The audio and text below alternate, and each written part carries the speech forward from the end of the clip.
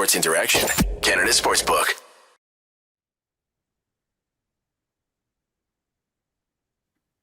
We're live. Salut tout le monde, bienvenue. Hey everybody, welcome to Game Over. Now that was a fun game. That was all of a sudden Alexander Barkov decided it's time for him to get involved. Obviously, the Golden Knights took a 3-1 series lead there with again a great game by Chandler Stevenson.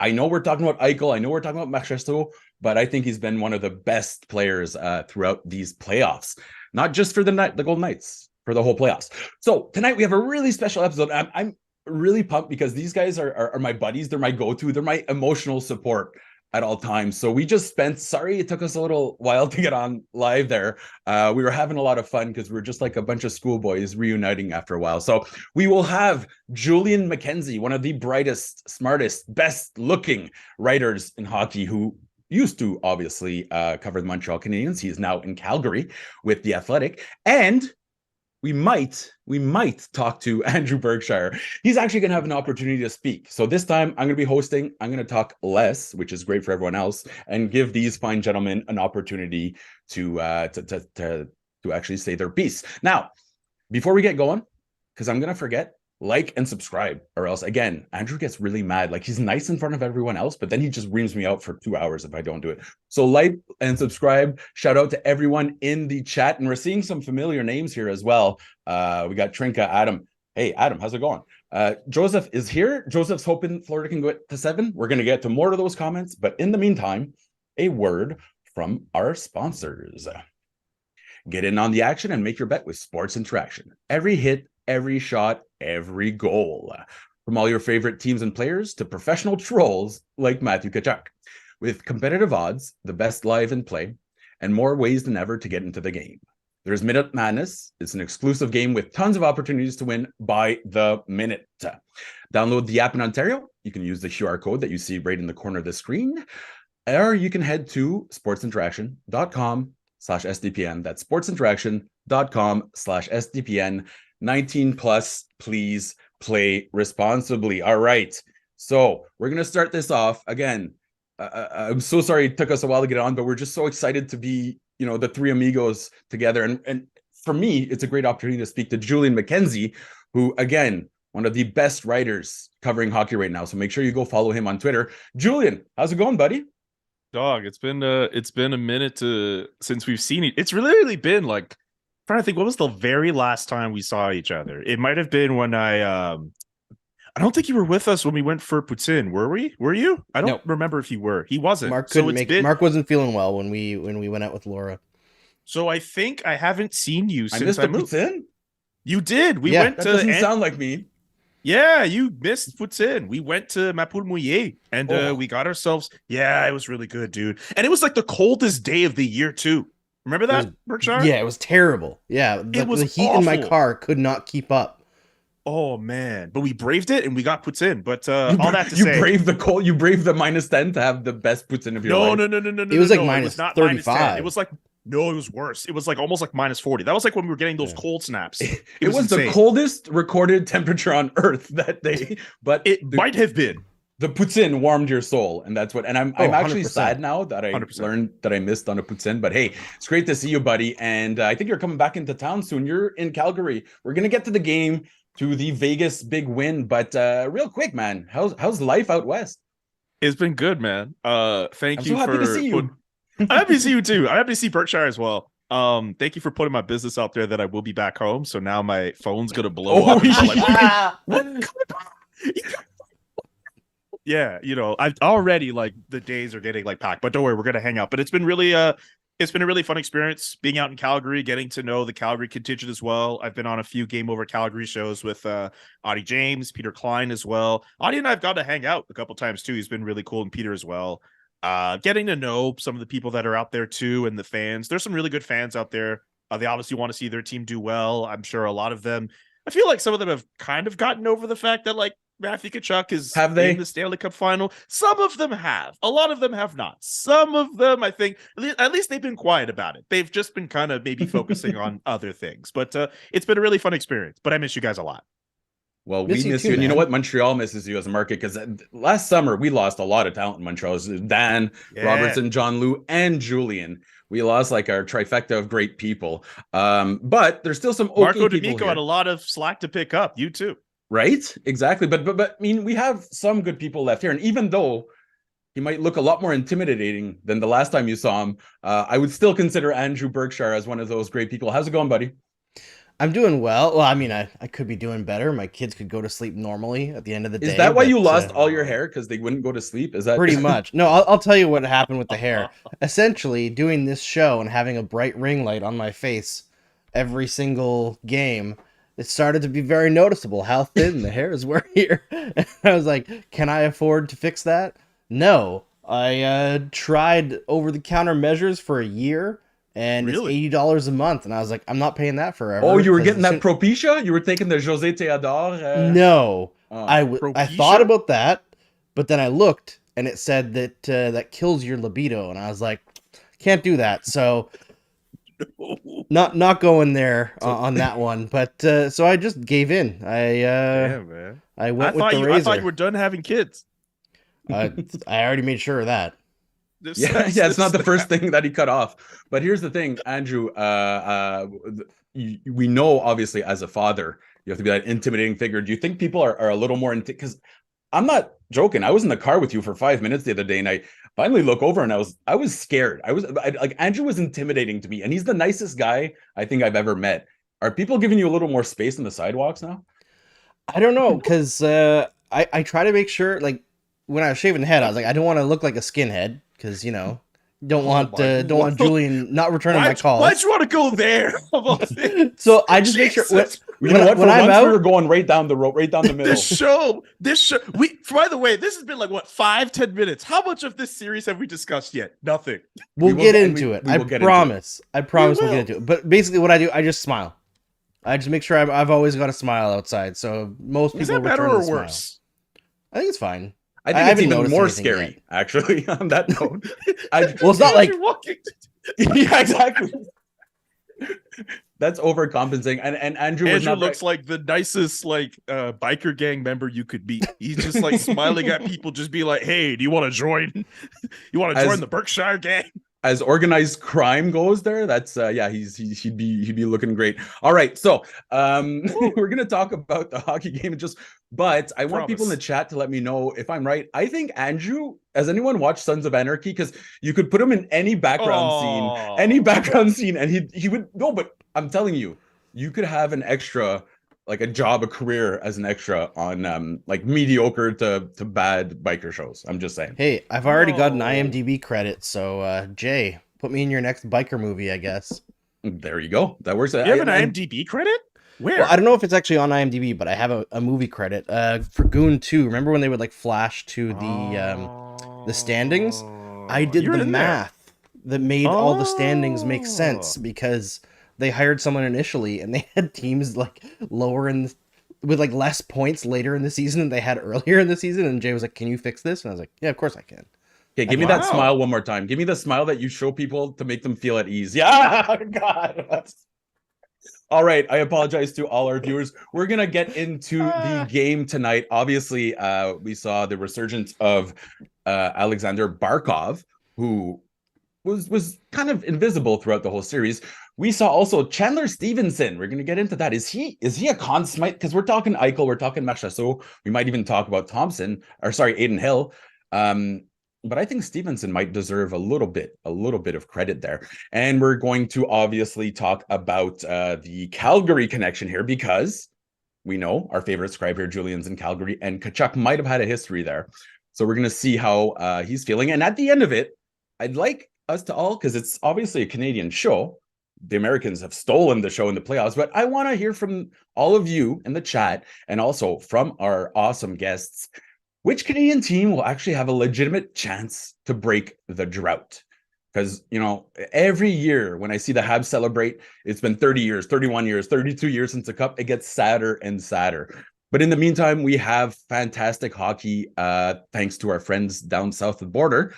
Let's start this way. What do you think the Florida Panthers have to do to get back in this series, Julian?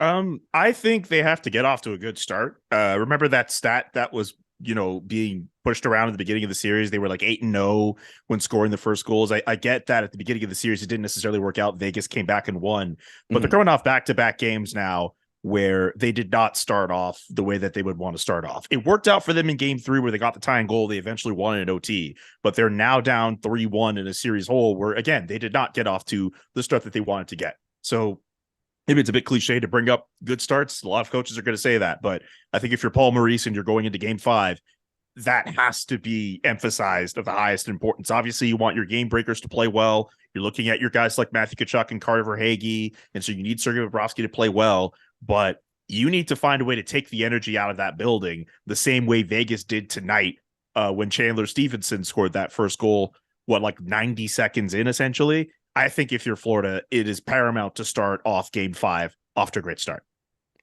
Andrew. Yeah, it's absolutely huge to get off to a great start, but I think to get back in this series, really, they need to pray to whatever gods they believe in that Matthew Tkachuk can get healthy. Because, man, watching him in that third period, I know he was doing his best, but he was not Matthew Tkachuk that we've seen throughout these playoffs. And I think they also, Barkov needed to show up in this game. I think he's been doing everything off the puck that's necessary to create chances.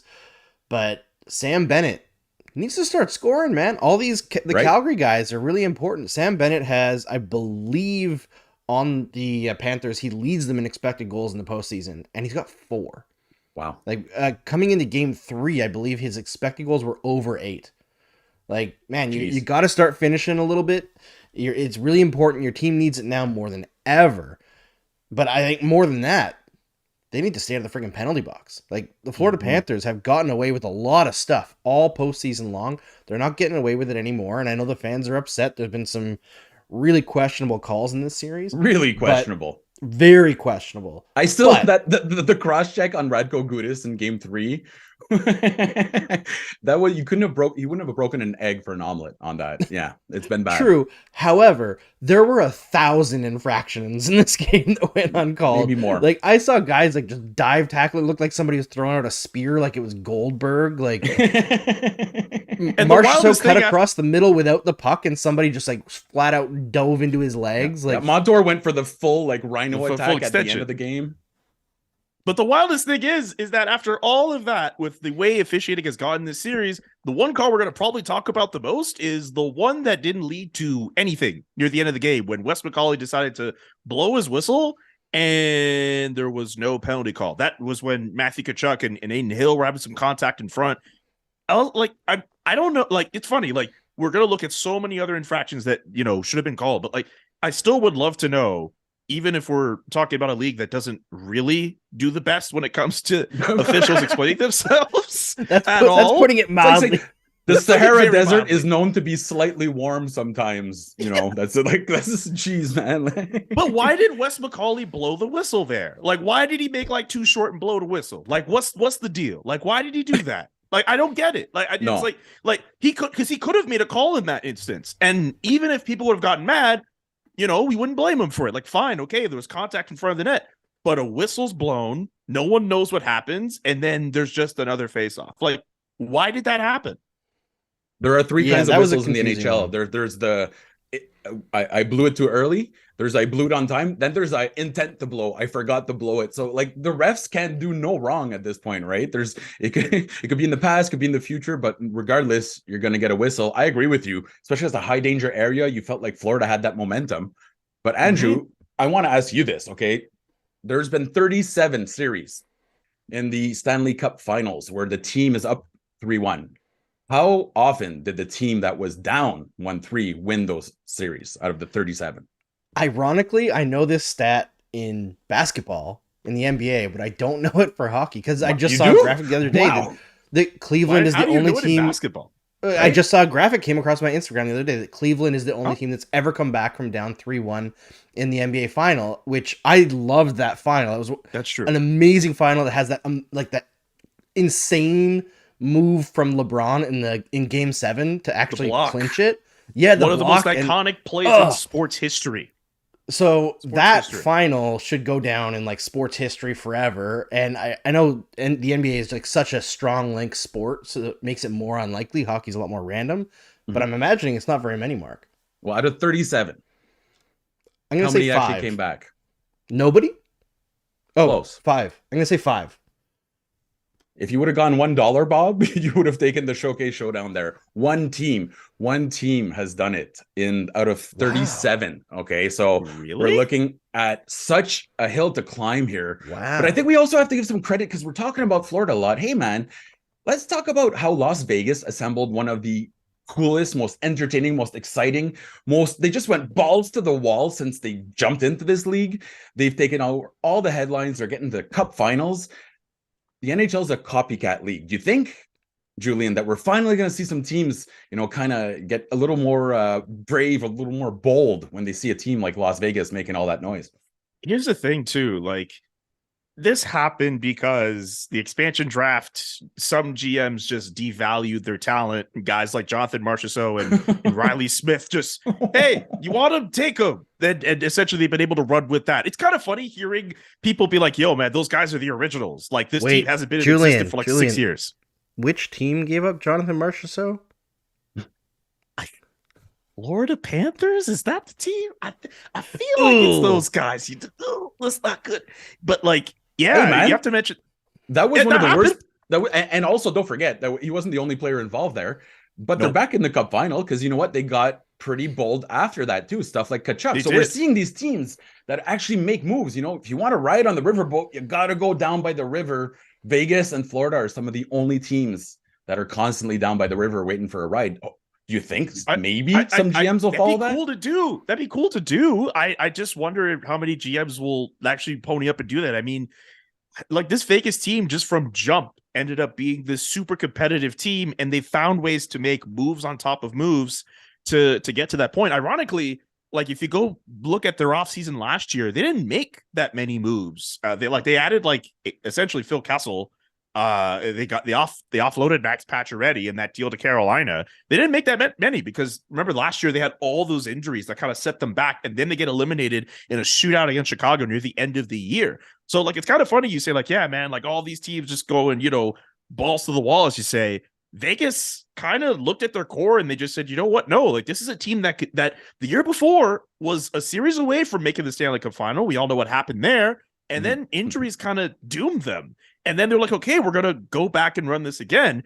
At the same time, they did get Jack Eichel last year. That's their big move. Like, Charles Barkley, funny enough, of all people, Charles Barkley had the best piece of analysis, I think, on the NHL and TNT panel, where he looked back at the Tkachuk trade and said, hey, you know what? Like, he wished, like, saying the fact that the Panthers were able to make a move like that, like, that's going to go down as one of the best trades in NHL history if the Panthers come back and win this series. I still think in a deal, you can't just look at 1 year, but if you win a cup, like in year one of that deal, really hard to argue that you lost that trade unless the Flames win like 5 Stanley Cups in a row. But like, both these teams, if you really look at it, like, they both have players at the centers of their core where at some point the GM said, all right, we have to find a way to make this work and bring a centerpiece in that will take us over the top.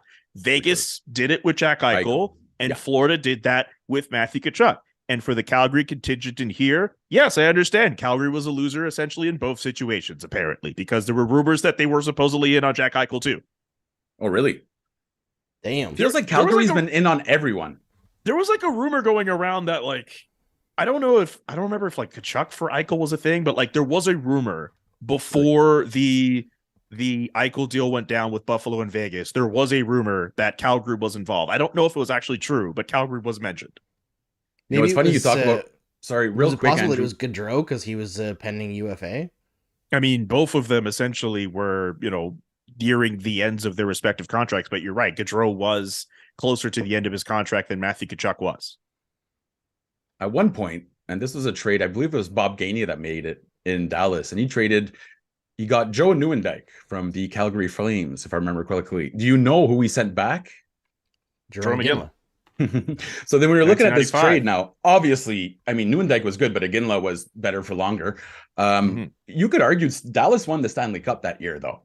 And Yeah. that's the thing, is that making that move, if you finally get to that end piece, then nothing else matters. That is the only goal in the NHL. So I don't care if the guy produces for another 15 years, right?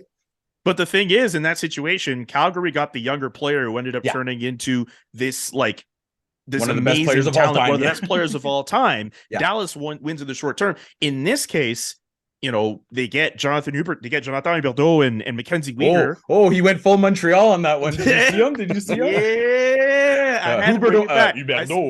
Yeah, Jonathan Huberdeau. But like the Flames essentially, not to kind of jump into the Calgary portion of this, but like, man, there's a lot of pressure on those two guys and the rest of that team to really show that that trade could still work out for them. I still think like in the moment, that's as good as you really could have gotten. And I understand that the team, I think they did good work too. Yeah, I thought so too. It's just their first year with Daryl Sutter and the offense just did not click. And Jonathan Huberdeau's confidence just kind of sapped as well. Weegar got better near the end of the year, but Huberdeau clearly not a fit in the way that they were running things there, and so many changes. And even then, and so many changes have come since. And it looks like on Monday we're going to see Ryan Huska announced as the head coach there. But like, if you're Calgary right now and you're looking at that trade, you're seeing everyone look at you, be like, man, I don't know why you guys traded away a top 5 player in Matthew Tkachuk.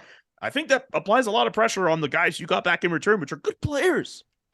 You need them to perform. Tkachuk's been great, but at the time of the trade, people were actually clapping towards the Flames, saying, "Hey, you did good." Absolutely, they were. I mean, because they could have been. Sorry, go ahead, Andrew. Well, gun to their head, they had very limited time to get that done before that Tkachuk wasn't going to sign. He told them he had a few teams that he would be willing to do the sign and trade to. Mm-hmm. I think in the end, considering the circumstance, they probably got good value. It's just you could just argue that Treliving probably should have done that last year instead of trying to make it in the playoffs. But like, until Game 2 against Edmonton, the Flames looked like they were on the path last year to make the Stanley Cup Final. So like, I find that's a really tough trade to like really get in on and criticize, because it's all like Captain Hindsight stuff.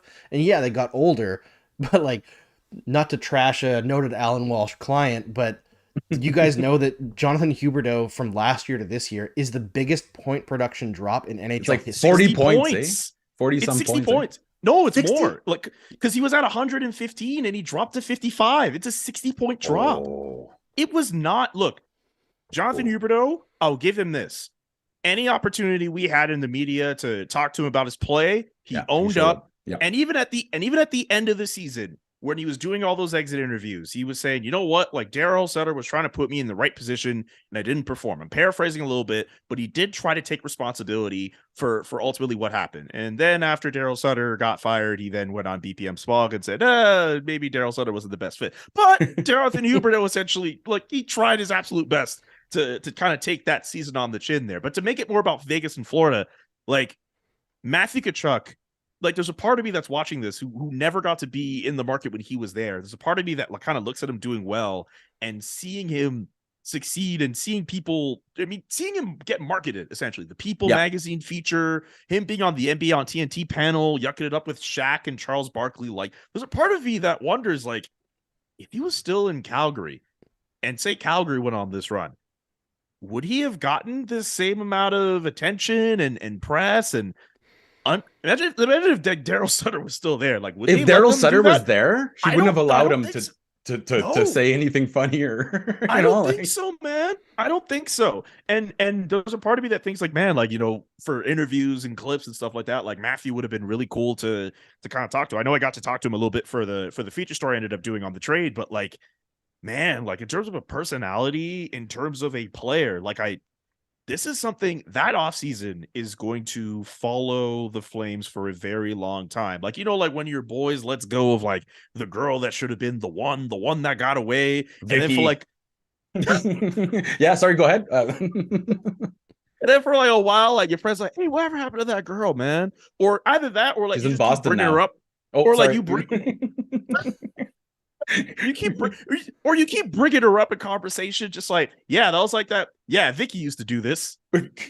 Damn it! Like good like times with Vicky. Like even in the press conference for Craig Conroy when he was announced as Flames GM, he was asked essentially about some of the players that were going to be UFAs and stuff, and it was kind of mentioned without mentioning the players by name in the question from I believe it was Donna Spencer from CP.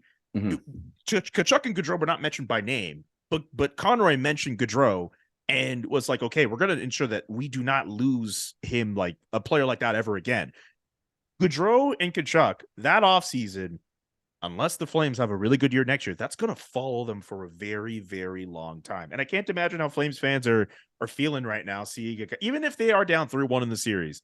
Like, you had a guy in Matthew Tkachuk who I think at the start of next year, if you're looking at a ranking of players, Matthew Tkachuk should be in the top 5. Okay. Yeah.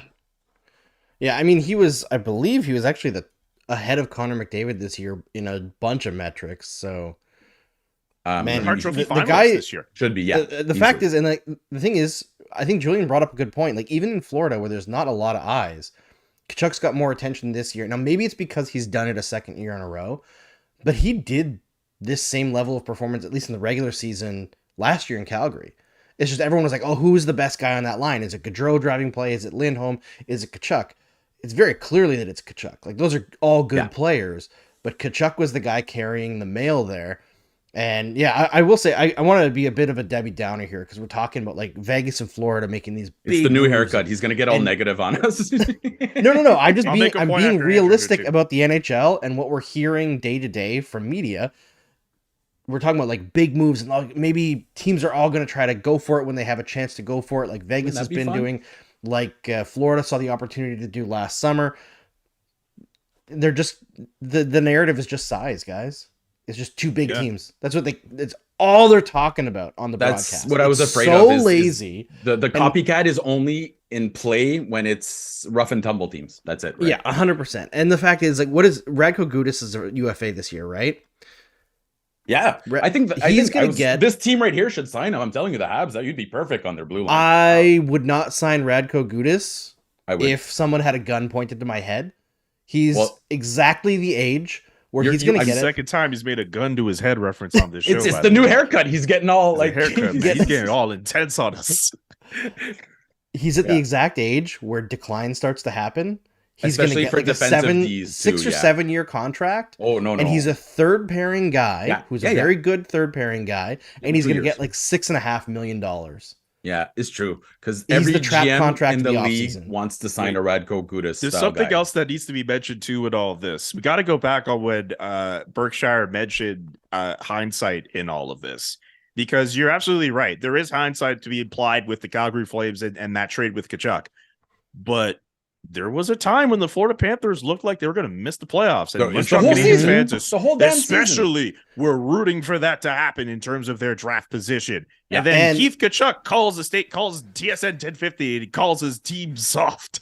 And he calls his son and his team soft. Which is kind of harsh, eh? Like, how was the family group chat? Like, hey, Dad. Such a brilliant play, though. And also, Julian, it worked. Yes. The Flames finished ahead of the Panthers in the standings. By 1 point. And they missed the playoffs by 1 point. And what they lose 17 games in overtime this year? Yeah, they lost like the one. If it wasn't the 1 goal games in OT, just the 1 goal games period. If you include regulation, it's definitely a bigger number. Oh, the God, margins are so razor thin in this league. It's so crazy. If you take out that 7-game losing streak they had earlier this year, they're in a much different place. If you take away all the Dairy Queen Blizzards I ate, I'd be a much skinnier person, but I ate them, right? Like, we're not going. There's no going back. There's no going back. But you don't regret a single one of those. No, true. But we have to acknowledge too that there was a scenario where the Panthers could have missed the playoffs, and even if Matthew Tkachuk would have had it. Yeah, but if Matthew Tkachuk still would have had the good year, you'd still look at the deal and be like, did both teams really win out in this situation? Could that trade have worked out? If it wasn't for Keith Tkachuk calling into TSN 1050 and the Pittsburgh Penguins blowing it against Chicago, we don't get the Florida Panthers in the playoffs and Connor Bedard #1 overall to Chicago. I like this timeline. I like where this timeline is. So you're saying this is the darkest timeline on people now. This is the darkest timeline. Is that what you're saying? Are we in the darkest timeline? Is dark for some people? Is dark for some people? But not Panthers fans. I'll tell you that. I feel like in either scenario, Toronto would have found a way to lose spectacularly in the playoffs anyway. But like, hilariously, it's a pretty dark timeline for some people. But it could have easily gone a completely different direction. All right. Easily. Now, and you make a great point about Florida because Habs fans, I know for darn well, and I was warning them, I was saying, hey, their numbers are good. Like they're actually underperforming. They're probably going to make the playoffs. That's when they were 20 points out. But Habs fans were talking about like a top 5 or a top 10 pick from the Florida Panthers. I remember that. That's I how remember seeing that bad from a distance. things were looking. Okay, so let's switch it up here and talk about what the Golden Knights are doing that is good. Other than their pregame ceremonies, which I'll be honest, it reminds me of a really bad weekend at Circus Circus. Yep.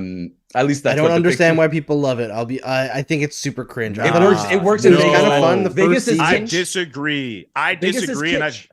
I've been in the building for a Flames Golden Knights game. I mean, I love the night being on the ice, and even if it is kitschy, like I love the That's way what they Vegas is, embrace man. that Vegas- and they make it. That's what it is. It's And all then about on being top big. of that, Yeah. you have the players coming in to like a song from like John Wick 2. You're gonna tell me that intro sucks? Hell no. That's one of the best intros in the league. I love it, Julian. And it's you have to know like the Vegas vibe, right? Because just being loud in man. Vegas, you're not going to get any attention, right? You have to smash people over the heads with stuff, give them free drinks, comp some hotel rooms, and sometimes you have to ban them from Circus Circus, which unfortunately happened. I feel like to you me. have a story with that. Yes, we're in the middle of a desert near Barstow. Was Vicky involved in this too? It was after Vicky. That's why I was going to Vegas. It was after. It was post Vicky. Vicky, God, she was so much smarter than I was, and that's why she ended up breaking up with me. Okay, so let's talk about the players. I love that Jack Eichel has been good. Marc has been very, very good, and Marc's been incredible. Saw some talk on the internet that forget Marc. No, bullshit, man. I know Eichel's been really good, and it's great to see. First of all, American star in an American series. Tkachuk versus Eichel, fantastic. But let's be perfect, and it's great to see him just healthy and happy. But Marc 10 of his last 13 goals are game winners or tied the series. 10 of his last 13 were even strength. He's got 3 game-winning goals. Like that's he until tonight, he had goals in 5 straight road games in the Stanley Cup playoffs. Like that's really, really impressive. However, you guys don't get to pick either of them. Okay, those 2 guys are out. No Eichel, no Marc. I'm going to throw this to Andrew first. Who would be your pick for the Conn Smythe if the Vegas Golden Knights pull it through? I think I'd have to go to Adin Hill. Honestly, I know that they didn't go with Adin Hill the whole way through the playoffs, but he's been so incredibly solid for them, and honestly turned the series against the Oilers. I think if they wouldn't have gone to Adin Hill, I do think the Oilers would have won that series. He's he doesn't make mistakes. He's been incredible to watch, this kid. And Vegas, if there's anything that I think teams will learn a little bit from Vegas, is get a bunch of goaltenders who might be good, like a flock of goaltenders, like a clutch of goaltenders there. Yeah. Let them battle it out through the course of the regular season, build a good enough team that you can withstand a bit of instability in goal, and then when you get to the playoffs, ride the one that's the best, right? And the age of the money goaltender is probably over. Yeah, Wow. I think in terms of so Adin Hill was my pre-series pick to win the Conn Smythe. I'm not as confident with that now because of Marchessault's play, but one thing that has to be pointed out in this too, Adin Hill entered that Cup Final series with better numbers than Sergei Bobrovsky did. Sergei Bobrovsky, I understand, especially if you look at the advanced stats, like he has done everything he can to put the Florida Panthers in the position that they're in. But Adin Hill, again, similar to Bobrovsky, who did not start the playoffs with this team, better save percentage to start the year. I think it's still the case. Better.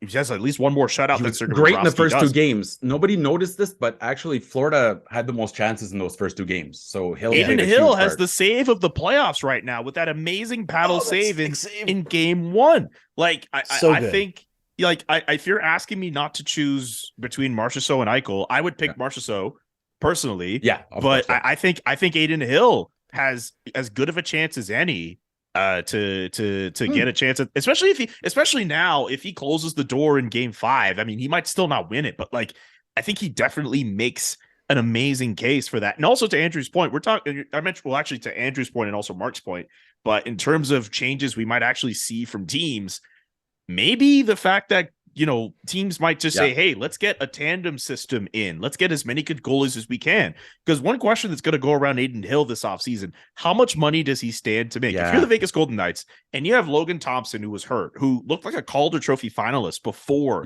he got himself hurt, are you still keeping him around on your team?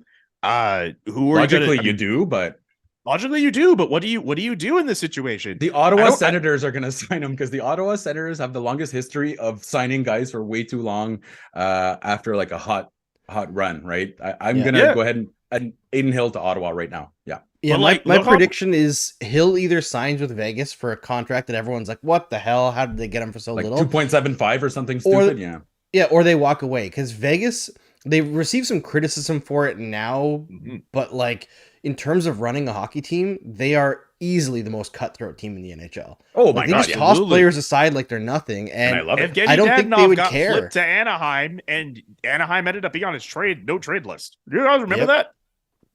Oh yeah, and I know that like the Pacioretty camp, like that trade didn't go over super well. Pacioretty wanted to retire in Vegas. Like, they've been ruthless. Absolutely, they're entirely ruthless. But I respect it. That's what Vegas is. Vegas is ruthless. Like, you know what I mean? It's you have all the fun in the world, but don't turn around because something bad's gonna happen. Okay, that weekend. Oh no, we're not gonna go back to that weekend. But I'm just saying, it fits the vibe of the city. As you go bigger, go home, and what have you done for me lately? And the NHL, it's all about loyalty and staying here forever. But I love this idea that they're mixing it up. And you're right, they actually took a step back this year. But adding a guy like Jack, how long have other teams gone and was saying, hey, we need this certain position filled. This is our weakness. Vegas just went out, addressed it. Like I know it's so simple, isn't it? Well, and it's not the first time they've done it. I mean, look, they pulled the trade off. The worst one that they made probably was the Pacioretty trade, giving up Nick Suzuki, right?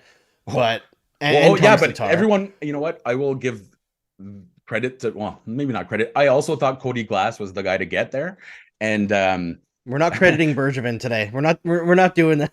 Yeah, no, exactly. No, it's just I showed it to Amanda Suzuki once, and she's like, "You're a terrible scout."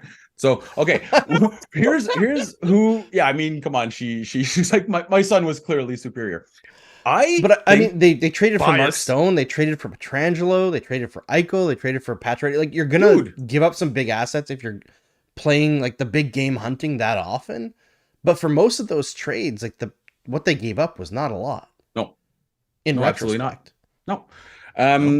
I'm going to suggest two other names that I think deserve a lot more credit. Obviously, Chandler Stevenson.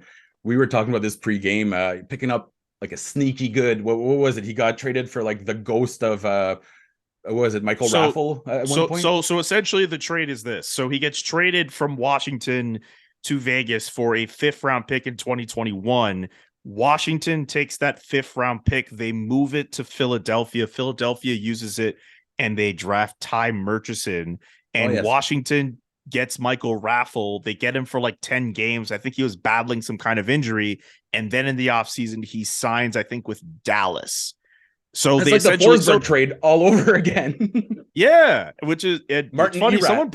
Someone brought up the Martin Erat, Philip Forsberg deal the other day. Do you remember who the GM was for Washington who made that deal? George McPhee. Do you remember? Do you know where George McPhee is now? Wow, yeah. He's in Vegas. Right now, he's probably at Spearmint Rhino. Oh, no, they're not back in Vegas yet. But yeah, having fun there. Okay, we're having a good point here by Drew. I should go to Marc for Vegas recommendations next time I go. You know what? We used to go all the time. I mean, I guess the statute of limitations has passed now, but we would take red eyes. We would take red eyes from like a bunch of our buddies and from different cities, and we'd all meet at like Pearson and Toronto. Then we go down to Vegas for just 48 hours of pain and happiness, and then come back just completely obliterated. And thank you for giving us the PG rated version of what you did. Exactly. No. That's, oh God, that was, there's so much worse, and most of it I forgot already. Okay, good point here by Drew. Mentions that the Tatar trade was crap too. So it's not just that Vegas has gotten all great trades, but the fact that they're trying, the fact that they're kind of, seeing what sticks and then immediately pivoting, to me, hopefully, if other teams start following that, we'll have a more exciting NHL, because in the NHL, if the guy doesn't spend his entire, career with the team that drafted him, people will turn on him on a dime. They will burn his whole house down because he decided to go to another city. I'd like to see more movement, and obviously seems like Vegas will make that a little easier. We were talking off air too. We were talking off air too about, you know what? I'm not going to say the player's name because there may be a certain faction of that fan base in the chat who might not want to get scared off. But like, you guys tell me if I'm wrong. We have all these people saying that in a few years, the cap is going to go up by a certain amount of dollars, a certain amount of millions of dollars. If you are a high-end player that could stand to make tons of millions of dollars with the cap space going up, why would you? And I get that, Cole Caulfield just signed his extension for under $8 million. I still think it's a good deal. Yeah. Why would you lock yourself into a long-term deal when you could essentially, like, there was a time in the NBA where this happened with the TV money coming in, right? Mm-hmm. Where guys were locking themselves into short-term deals. LeBron had himself into a short-term deal and was like, all right, cool. I could stand to make a little bit more money later on as the salary cap goes up. Like, if you're a big name player, if you're a high-end player, or even any player, if you could bet on yourself over the next 2 years, potentially, and be like, all right, cool. He's talking about Austin Matthews. Leafs fans, he's talking That's about not Austin what, Matthews. hey, I'm just going to say, stop, hey, I'm just going to say it. No, he's talking Adam about Austin started Matthews. it.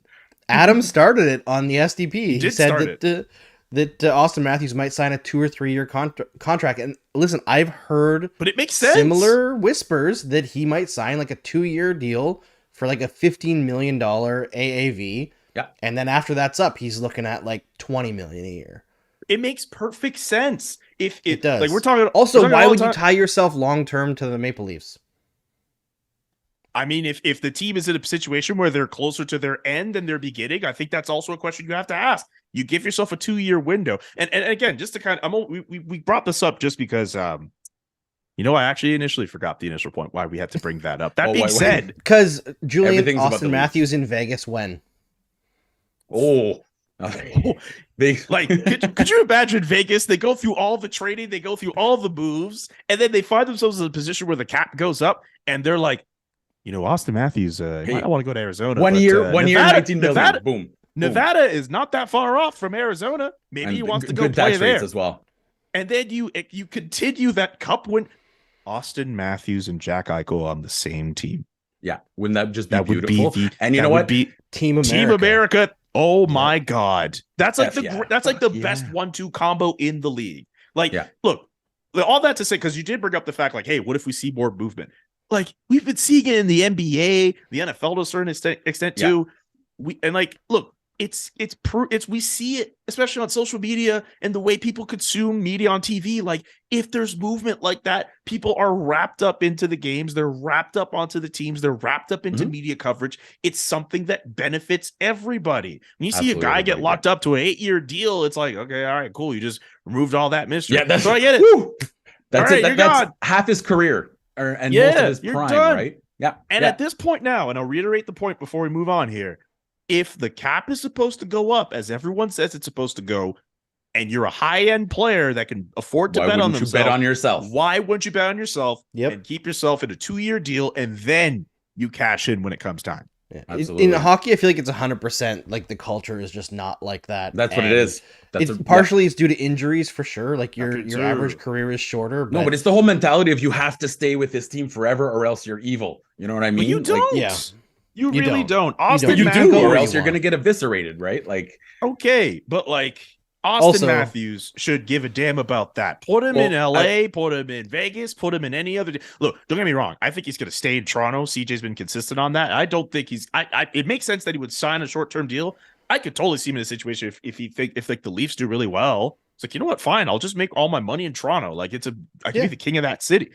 But like, it would be really cool if like Austin Matthews was a free agent and you marketed the hell out of that. Yep. Like, July 1st, Austin Matthews. He doesn't have to do the decision like LeBron, but we all know what we're going to talk about on that day. Like, like stuff like that is awesome. And it's so necessary, because I'll say this: the 3 or 4 times a year Charles Barkley jumps on a NHL feed, he's the most exciting part of the entire season. Like, it just goes to show how. And that's a good and a bad thing.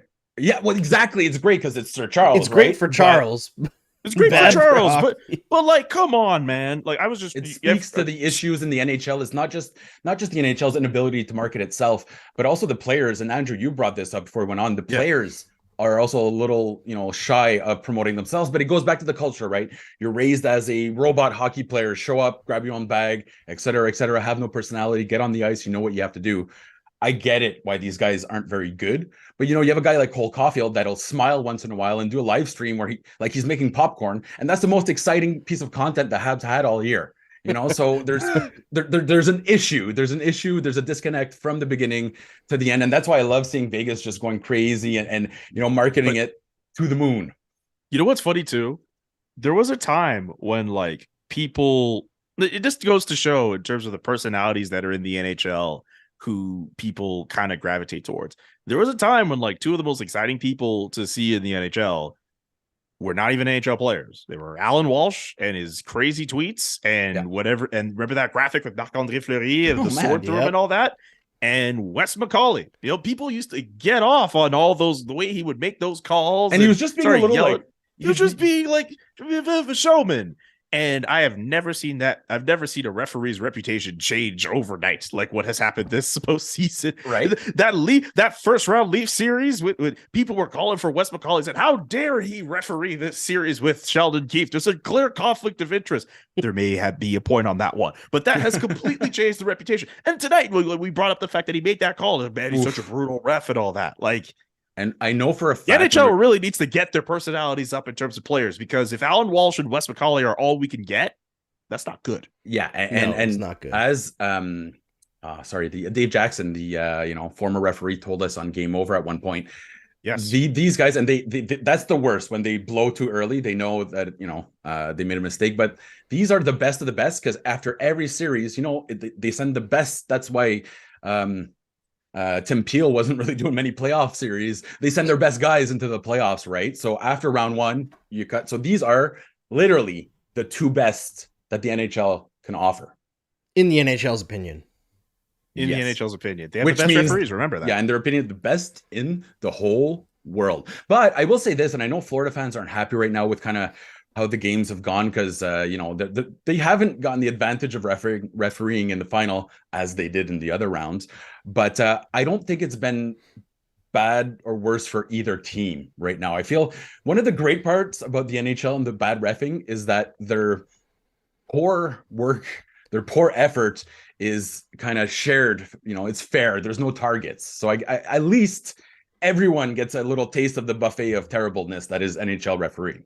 I think there are targets in terms of individual players, but not team targets. Gallagher, yeah. Like, I'm not even talking about Gallagher, but like there are guys that NHL refs want to get, and there are guys that they let get away with stuff, like Marchand, because they think they're funny. Yeah. But I really think for them, it's, there's a couple guys that are like that, but mostly they're good. Again, it's a job where you make a mistake and everyone, jumps on you. If you do your job right, no one says a word, but it goes beyond the officials too, though, Mark. It's directives from the NHL, right? Yeah. Like, the officials don't let every single thing go in the playoffs if the league doesn't want it to be that way. So we can blame individual refs or refs as a whole all we want, but it's not the officials deciding that like a throat slash in the third period should go uncalled. It's the league wants it that way. If the puck goes off up and over, do you know? Okay, real quick, and then we're gonna pivot here and maybe talk about a little bit of the future of the NHL, maybe next season. Do you know where that original rule came from? The puck over the glass. I know TSN made a song about it, like way back. We're talking, and he was playing for the Renfrew. They were either the Creamery Kings or the Millionaires. Oh, geez, I actually should have looked it up. But this is a rule that was back when there was no forward passing. Okay, so like, this is I absolutely hate the puck over the glass rule, and I think it's one of the biggest issues that we have in the NHL, because we have guys that are murdering the other. Like you're going full. I have a question after this point.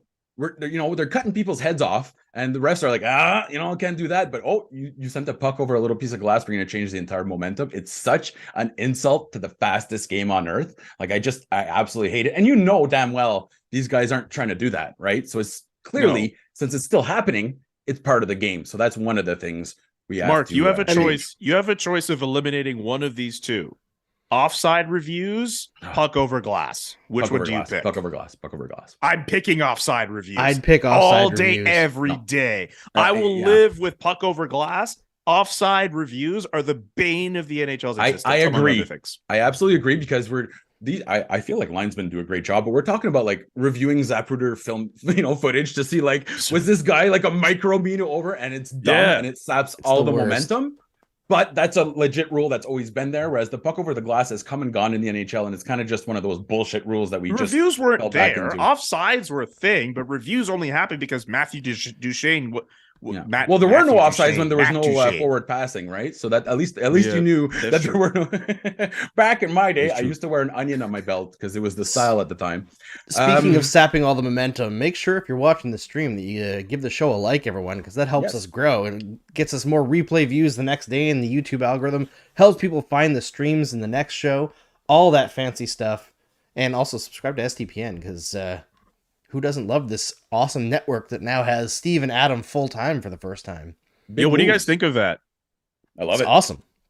I think the whole media market. Obviously, I'm slightly biased here, but the whole media market was essentially ready for this because we saw so many different companies come and go, and nothing really interesting that grabbed the fans' attention. And that is something that our bosses have done quite well. So I absolutely love this, and I love that we talked about this with the players. They're betting on themselves. You know what I mean? Because again, in media, it's a lot like the hockey players. People would just kind of find their nice spot and be there. But these guys have decided we're going to take it a step further. We want to be in control of it. And I absolutely love it. I'd say Yeah, the media shout is out even to them, more man. cutthroat. Yeah, A little bit. You find your nice spot until the giant corporation over top of you is like, never But- mind.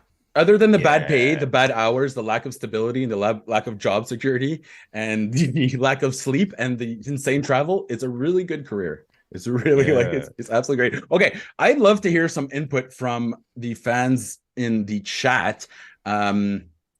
Who do you think out of all the cases? So we're looking at Vegas right now. They're loaded with superstars. There's depth throughout the lineup. Let's assume they win the Stanley Cup. Which Canadian team do you think at one point will be closest to challenge a team like Vegas? Because I'm looking at it right now, and I think easy answer maybe be Toronto, but I look at Connor McDavid, and they're talking about it in the chat. If Eichel gets a cup before Connor McDavid, considering that Eichel was in the purgatory for a while, thank God Buffalo's better now, and Levi is actually the truth, great goalie. But I really feel like Edmonton has to be the choice here because you can't keep that kind of talent down, right? Yeah, the two best it's players in the definitely world. Edmonton. Yeah. Yeah. Oh, you're putting mean, Draisaitl too? Oh yeah. I don't know if I you put know what? You're right. Draisaitl 2 in the regular season, but in the playoffs, I One. put Draisaitl number 1, man. Is he still leading the best- entire NHL in goals right now? Marshall in so the tied him. playoffs, Marshall. So yeah. So like, yeah. I mean, like, let's think about it in terms of the best players in the world. Like, you have those two guys there. Look, Ken Holland, we gave him a lot of guff last year in terms of finding a goalie. We give him the guff. We give him. Yeah, I you're love rubbing it. off on me. I'm think the that, old like, man here. Darn old tootin'. Darn dude. Yeah. We gave him the fiddlesticks there. Can you tell Julian moved out west? Right? Yeah, you can tell. Yeah, seriously, man. Picking up the Alberta lingo. Seriously, man. Yeah, they speak a whole different level of twang over there. But that's for another episode. But Julian all at the that end to of the say, show's me, all right, guys, gotta go out for a rip. Yeah. Jeez, no. go out for a rip's pretty universal. The That's something Fort- you could hear. But like in the Alberta, Barrett it's on a Times. quad. You can take Andrew out of Fort McMurray, but you can't take the Fort McMurray out of Andrew. Okay. That's a good and a bad thing. But all that No, to say, here, Mark, I'm a liar. I'm not from Fort McMurray. People Oh, doubted yeah? me. Yeah, you're from. aren't you from Saskatchewan? I was born in Saskatchewan, yeah. Really? Yeah, you were born in Saskatchewan. Yeah, You know what's funny? I lived in Moose Jaw. I don't until think you was were. 11. I don't think you were. I'm gonna go know what's ahead and funny? say you were You know not what- you know born in what- Saskatchewan. You know what you Sorry. should do, Mark? You know what you should do, Mark? You should make people guess of all three of us who's the only Quebecer of all three of us. Yeah, that's well. I mean, évidemment, moi, je suis le seul Québécois ici, là. C'est clair, là. Vas-y, gazon, zon, tu I have penses que ça wooden c'est spoons. clair, toi, mais I je suis pas have- sûr. I Je have suis pas not sûr, one, moi. not two, but thrice sets of wooden spoons. Okay, so clearly I am the lumberjack here. Oh, but no. it's- it's funny though, because anytime we'd go out, and let's say we'd meet people would always assume that I was the only Quebecer. I lived in Ontario for 35 years, so that's, yeah, absolutely. I'm the fraud. I'm just that, I was too French for Ontario and not quite French enough for Quebec, so it's that sweet spot. It's kind of wild. Yeah, right down the middle. To answer your question, though, Edmonton makes sense as the team that should be closest to winning the Stanley Cup because of the players that they have. And you know what? Ken Holland, I will give him this for this for this trade deadline. He was getting pieces that I thought were going to fill out the roster fine with guys like Matthias Ekholm coming in and Nick. That was a really good move. Yeah, it was a good move. It's just that second round series against Vegas. I mean, Vegas had done all those moves to get there, but Edmonton just ended up being way too reliant on their power play at the end of the day, and Vegas just play with more discipline. They ended up being the better team at 5-on-5. But like Winnipeg, they're going to go through some changes. Are they the team to do it? Calgary, I still think like if some of those games from last year kind of change, they're a playoff team. And if they make the playoffs and if they continue to play that playoff style, maybe they do something. But I don't know. He's tough to stop. But I don't know if that's warranted enough for them to get the benefit of the doubt of them being a team that could be close enough. The Toronto Maple Leafs won a round for the first time in almost 20 years. They're still one of the best teams in the NHL, right? Like Toronto. They absolutely are. I know they're the best chokers in the NHL. Like, man, they're damn good. They're a good team, and they have good players. They're top heavy, and I'm very curious to see what Brad Treliving's going to do with that roster. But like, I don't know. Like, I mean, they're slowly trying to get rid of that playoff choker mentality, and even then you could say it's still kind of there because you won that first round series against a banged up, tired Tampa Bay roster, but you get dusted in 5 by the Florida Panthers. Like, not even like a competitive series, you got dusted. You got a gentleman's sweep in that scenario, right? Wasn't it in my mind, the top 4 like their top guys were invisible that series. Like, I know everyone afterwards like, Matthews is nursing injury.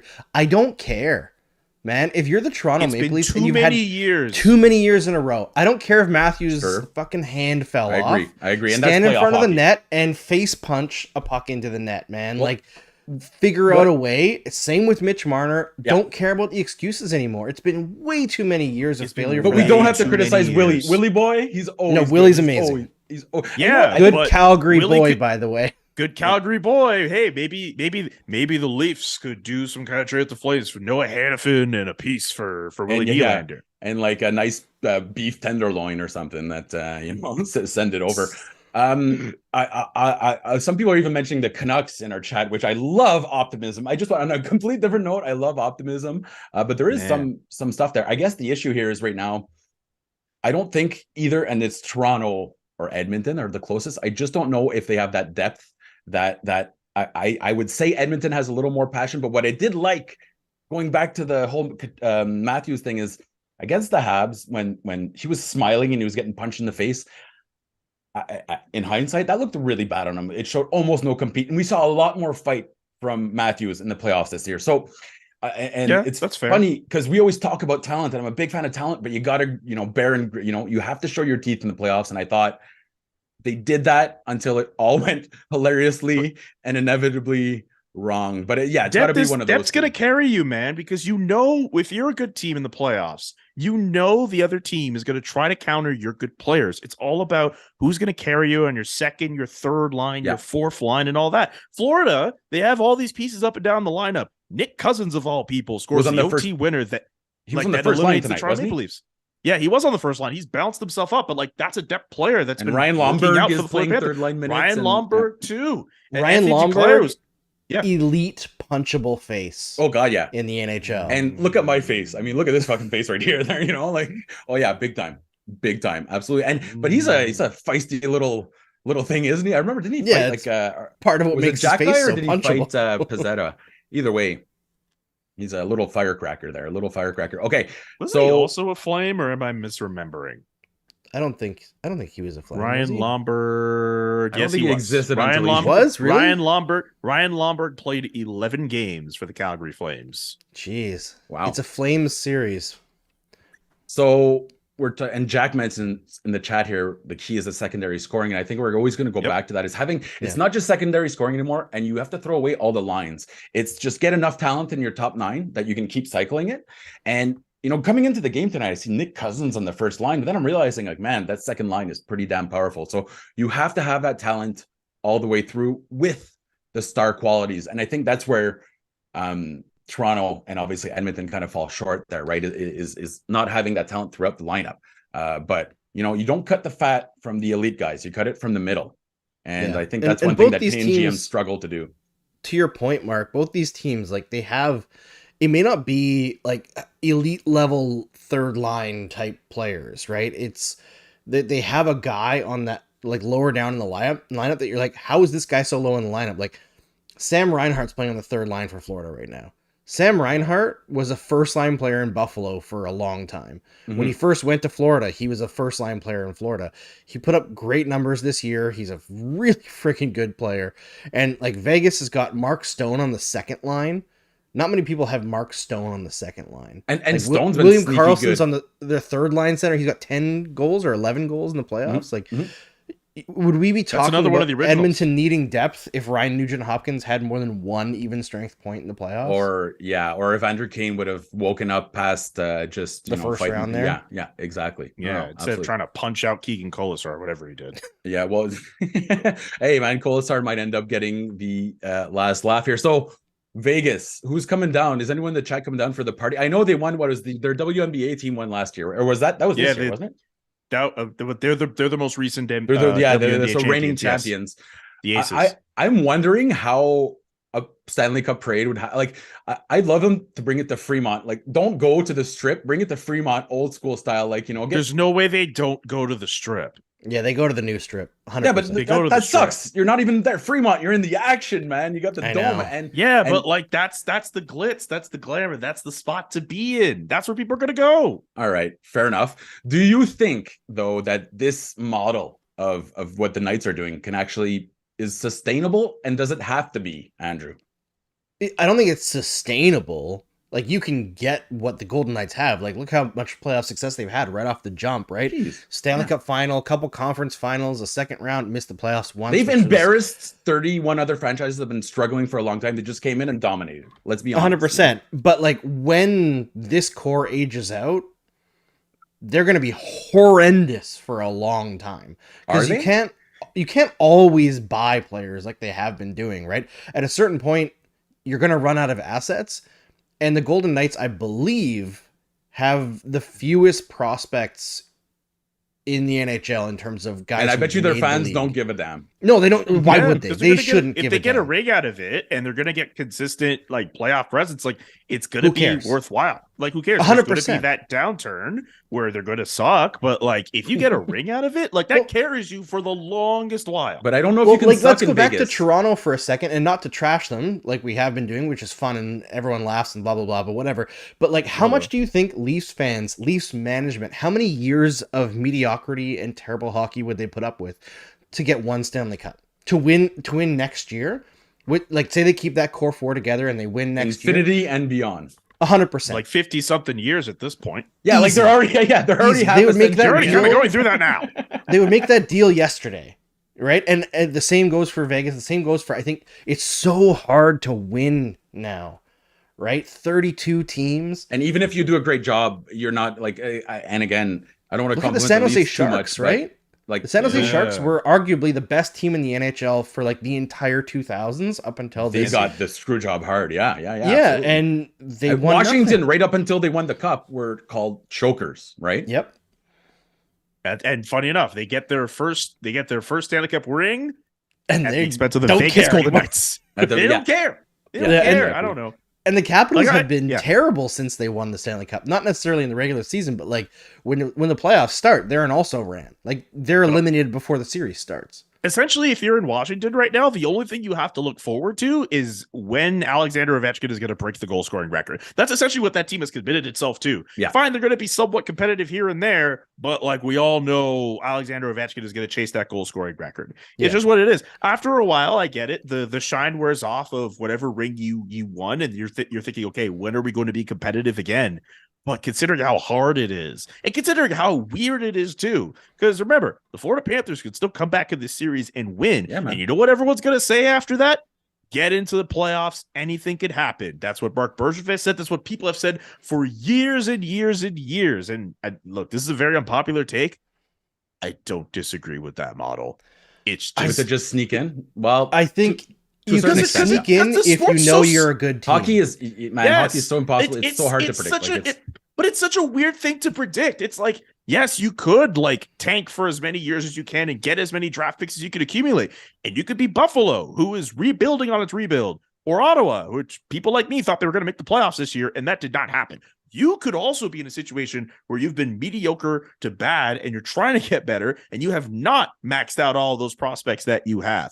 Or you could be a team like Vegas where you're doubling down and you're playing craps, you're playing blackjack, whatever. You're saying hit every time and you're hoping that it works out. And it worked out. The Vegas Golden Knights are the guy who has never played. Blackjack, and he's splitting aces right off the bat. And he's just and like the very first hit the very first time he's in it, he's like, oh shoot, this works. And then it's working. 21 is that good? Like that's good. Like that's basically what the Vegas Golden Knights are in this situation. They're finding a way to make it work, and they're one win away from embarrassing a lot of teams who have been mediocre for a long time. But as Andrew mentioned earlier, it's not going to last. So no. And again, Vegas.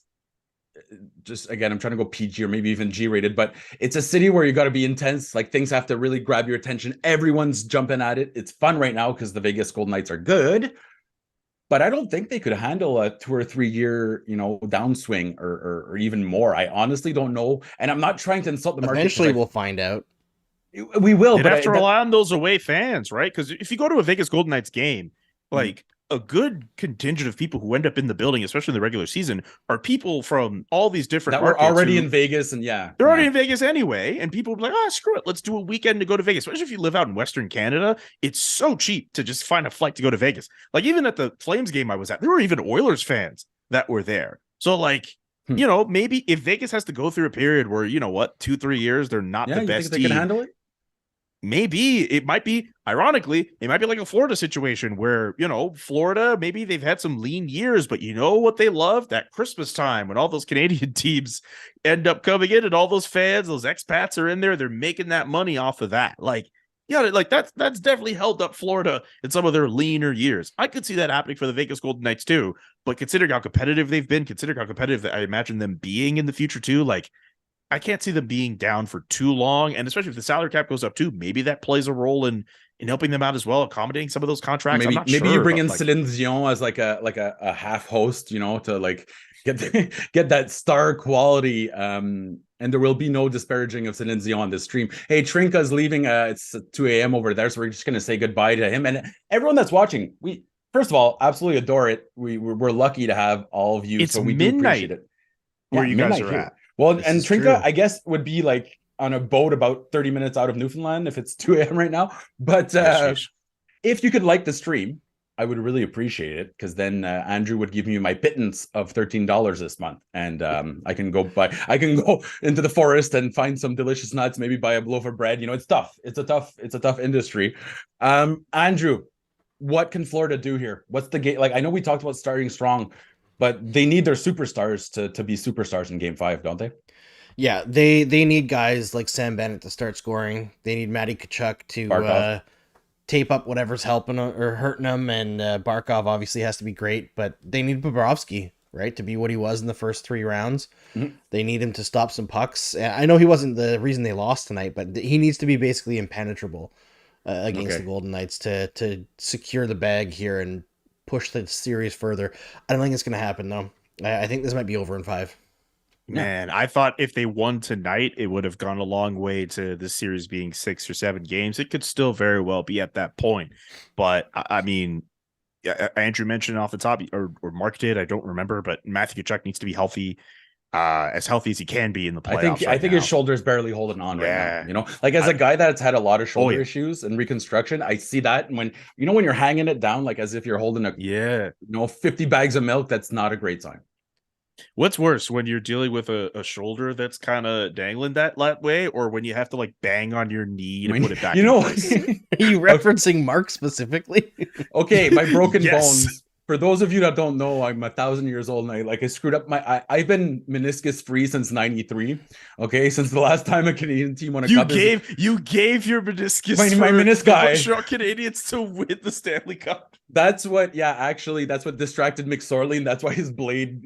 Anyways, so I've been no menisci since that time, and So what he's mentioning here, sometimes what happens is I'm sitting at a game. I believe it was a PWHA game, right? It was the women's yeah. showcase. The showcase. And I slightly shifted my knee like an iota. And basically what happened is that it popped out like this. And I didn't say anything for about 20 minutes. And then I have to start dieharding it, right? So like I have to start punching my own knee and slamming beating that knee like it owed him money. So, and it doesn't look good and it's not normal. And yes, I am broken. So thank you for reminding me about that. Oh yeah. So Aaron's mentioning here. Oh, first of all, we have shout out to Carl, who's in Vienna. Amazing. I hear there's good music, historically speaking, there. Aaron's mentioning, he's talking to Julian, says, hey Julian, did you see this Calgary sign tonight? Something like Calgary mistake equals Florida Cup. Yeah. They said our mistake, your cup, or something like that. And there was a guy wearing a Flames jersey. I did not see that. But again, like, I mean, that is going to be talked about a lot, especially if Florida finds a way to come back and win. And even then, like, Florida has themselves their centerpiece for the next 8 years. Remember? Because the first sign and trade in NHL history, Matthew Tkachuk to the Florida Panthers, signing that 8-year deal, which should kick in next year. Well, next season at this point. What's he making next year? Oh, I forget the AAV. I should probably just like look that up really quickly. Tkachuk 9.5. That's good. I was looking it up goddamn bargain earlier today because of the Pierre-Luc Dubois ask for $9 million. Okay, which everyone's making a huge deal out of it. Like, yeah, if his ask is $9 million, like he's going to settle at 7, and then that's fine. 7.5. Matthew Tkachuk is making under $10 million, bro. Yeah, right. He's a steal of a deal. NHL great value, and I bet you even then GMs are like, "Oh, that's pretty rich. This is a little too rich for my blood." You know, like I don't know. You know who I know probably doesn't feel that way, especially right now. Bill Zito. Bill Zito's a guy who, you know, when they were doing scouting meetings and they're looking at Matthew Tkachuk, it'd be like, man, I wish we had a player like that. And when an opportunity came, like there was an opportunity for him to make that move, and he got him. I remember when he was saying that to me for that story I was writing for The Athletic, where he's like, you know what, it's Matthew Tkachuk. Like all roads go back to that player. You know, and he said the same thing about Ben Sherratt.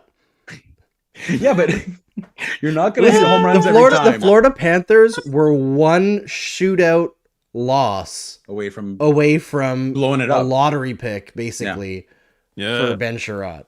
Like, and that's the margins in this league, man. And that's why, and you know, obviously I'm a big fan of we go full nerdalytics, but even when we look at all the advanced analysis, it gives us such a slight edge in what we can predict that it's still almost nothing. That's why the playoffs are so goddamn amazing to watch. And I actually don't even look at the numbers really, but you just know that like all bets are off. And again, I'm just excited to see two teams that made big moves, right? And I'm hoping that maybe some Canadian teams, because we're getting to the point here that some guys have start their careers and end it, you know, without even coming close to the playoffs in Canada. And so it's a little sad, I would put it that way. And you know, when let's say Americans will kind of grind us for it and people will turn around and they'll say, yeah, but your players are Canadian.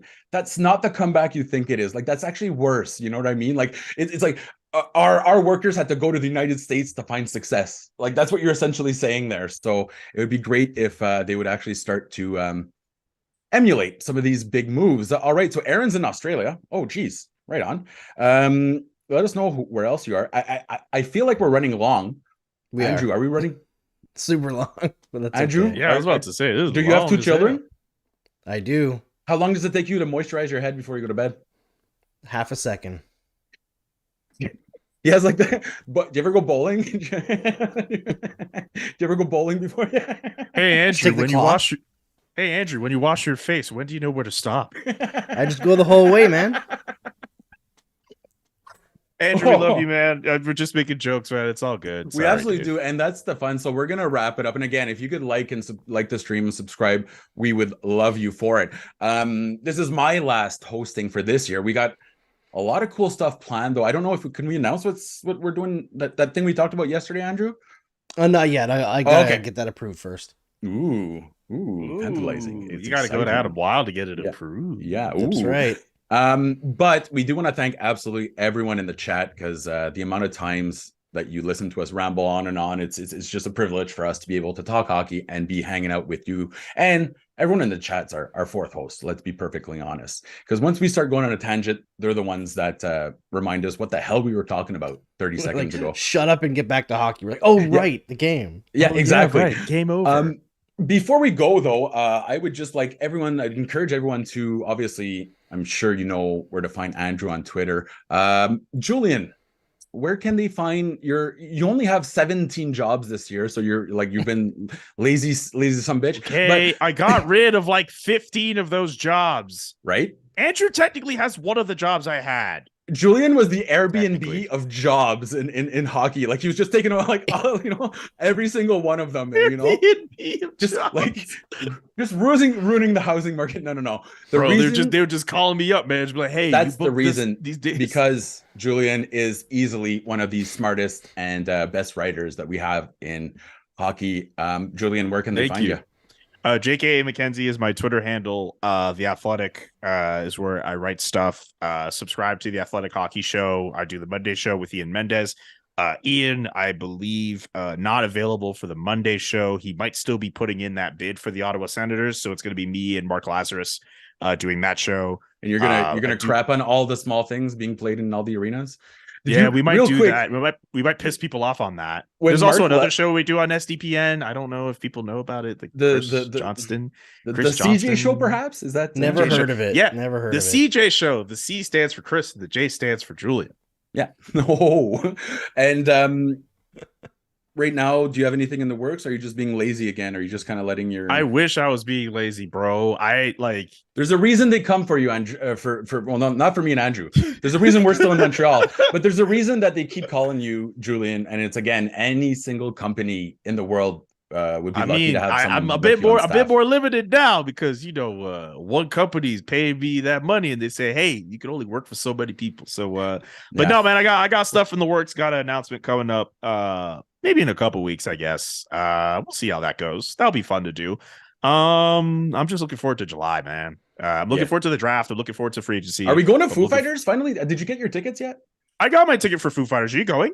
Well, that's the thing. I looked at it and they're like $200, and the old man in me. It's less than $200. Back in the day, Blues Fest was actually for blues, and it cost like six pence, or like 3 rocks of salt to get it. Like, yeah, it that's was how like old Marc Dumont is. Bro. Okay, the last 6 pence and one chicken. Marc Dumont would get to the Blues Fest grounds by horse and carriage. Well, to be no joke, I did schedule. We're gonna go slaughter chicken right before, so I'm gonna be in Smiths Falls, and I'm gonna go to Ottawa probably for the concert. What? But I'll show you pictures. We have 300 chickens and about 100. I was gonna say goose, but that's not the what do you call it? Geese. No, the Thanksgiving bird there. Turkeys. Yeah. Last concert I saw at Blues Fest, by the way, was Wyclef Jean with Akon. Okay. Man of culture right here. Andrew, it's funny because of how much you love Wyclef Jean, bro. I love Wyclef. That man to death. No, I'm serious. I do, but number one fan. I love Wyclef, but Akon, I gotta admit, was not a great part of that show. You know what I mean? No. Like, what year did you watch Wyclef? Was that when they had Sweetest Girl? So that was like 2008. I saw Wyclef when he was in the Fugees, man, with the actual Fugees there. You know what I mean? Like Lauryn Hill. Did Lauryn Hill show up, or did she? Marc, you've never brought this story up before. Yeah, absolutely. Yeah, I've never heard you talk about how much you love the Fugees and Wyclef Jean. When we got to the point where Marc starts bringing out his concert creds. Okay, and then Talib Kweli was playing as well but he was opening for the Beastie Boys. Marc just starts singing, "Someone please call 911." And that's the worst part. Akon ruined that song because like Wyclef just got all nice, and then Akon came in with like dollar bill, y'all. And it was like, dollar bill, y'all. Yo, anyways, shout out Wyclef, bro. On that note, and I'm gonna let Andrew take us home, but I do want to thank everyone for joining us. We're gonna have games. That's not usually how our hangouts go. Normally, I take you home.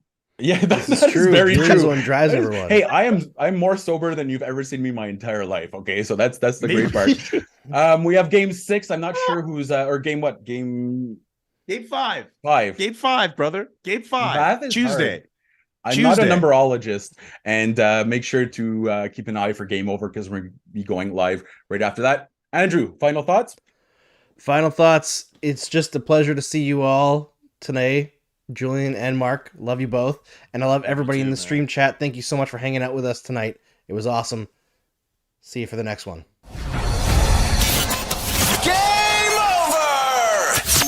Powered by Sports Interaction, Canada Sportsbook.